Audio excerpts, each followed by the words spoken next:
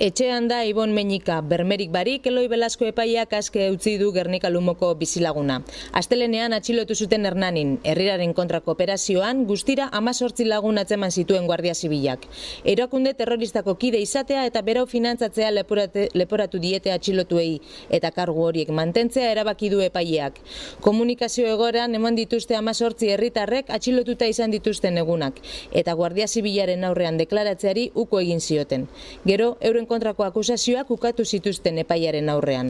Eguen arratsaldean eroan zuten Ibon Meñika epailearen aurrera eta arratsaldeko 8 kaldera utzi zuten libre. Asteko albisteen errepasoa egiten ari gara eta aurreratu bezala herriraren kontrako operazioan atxilotu zuten Ibon Meñika Gernikarra aske utzi du epaileak bermerik barik.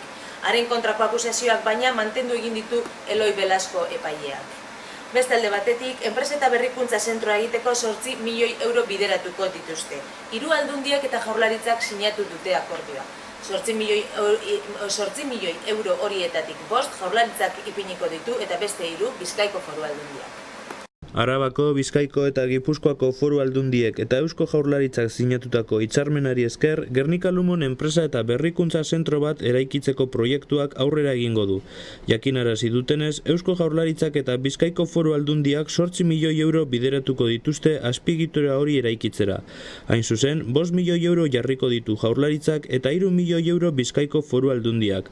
Hala, Bizkaian egingo dituzten inbertsio esanguratsuenen artean dago zentroaren proiektua. Energia berriztagarrietan oinarritutako lanbide heziketarako zentroa, ekodiseinurako institutua eta enpresen mintegia sortzeko proiektua aurkeztu zuten bere garaian, eta Busturialdeko ekonomia suspertzeko asmoz gune berria Astra inguruan kokatzea aurreikusi zuten. Eta Bizkaiko Foru Aldundiak azpiegiturako hobetzeko gordeko duen partidatik 4,4 milioi euro inbertituko ditu Gernika Lumoko saneamendu sarea hobetzeko. Azpiegiturako hobetzeko 84 milioi euroko partida gorde du eta diru horretatik 4,4 milioi euro inguru bideratuko du Gernika Lumoko saneamendu lanak amaitzeko. Lan horiek 2014ko lehen 4 hilekoan amaitu gura ditu aldundiak. Jaiak ondo joan direla esan dute Bermeoko jai batzordeak eta udalak. Jendearen parte hartzean nabarmendu dute eta datorren urtera begira Andramari 3. indartu gura dute. Jai batzordeak eta Bermeoko udalak egin dute Andramari eta Santa Eufemia jaien balorazioa.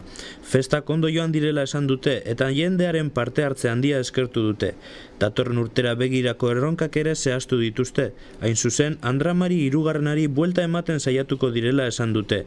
Izan ere, irailaren 10 piztu eta egun horri indarra eman behar diotela uste dute jai batzordeak eta udalak.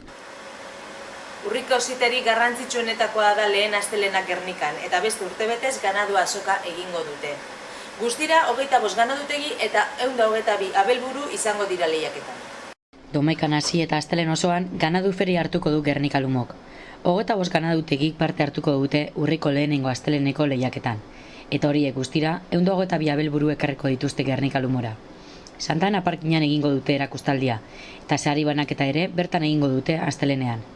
2 egunetan gainera, euskal produktuak salgai izango dituzten 30 postu izango dira azokagunean. Eta asteburuari begira euskal jaia ospatuko dute Gernikarrek zapatu honetan.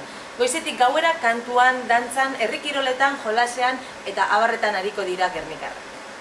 Euskal Kutxuko jarduerek, arropek eta musikak hartuko dute Gernika Lumo zapatu honetan. Jai batzordea jakinarazi duenez, Txutxu Gernika gaztetaldeak izango du aurten jaia estandatzearen ardura.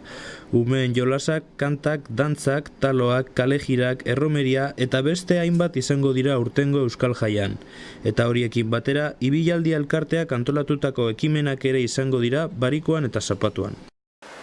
Bermeon aitz nagusiek antolatuta, merkatu txikia egingo dute zapatuan Goiko plazan. 10:30 ordu 2:30 ipiniko dute merkatuan. Eta Mendatako Sarrabenta auzoan festak ospatuko dituzte asteburu honetan. Asto probez gain, bakaia hojana, dantza saioa eta erromeria izango dute mendatarrek. Kiroletan Bizkaia Gernikak Hernaniko taldea izango du asteburu honetan aurrez aurre. Gipuzkoarren zelaia bizitatuko dute Gernikarrek eta azken postutatik alde egiteko garaipenaren bila joango dira.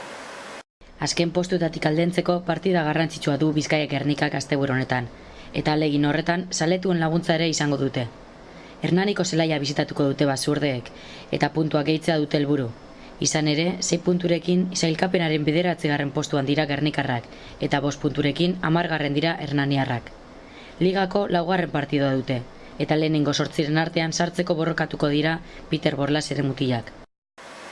Zesta puntaan barandikak eta lekerika behaskoak munduko kopa irabazi dute. Mexikori irabazita jantzi dute txapelak gernikarrek. Eta saskibaloian Euskal Kopa jokatuko du Gernika Bizkaiak asteburu honetan. Lehen final aurrekoa UPV-ren kontra izango du.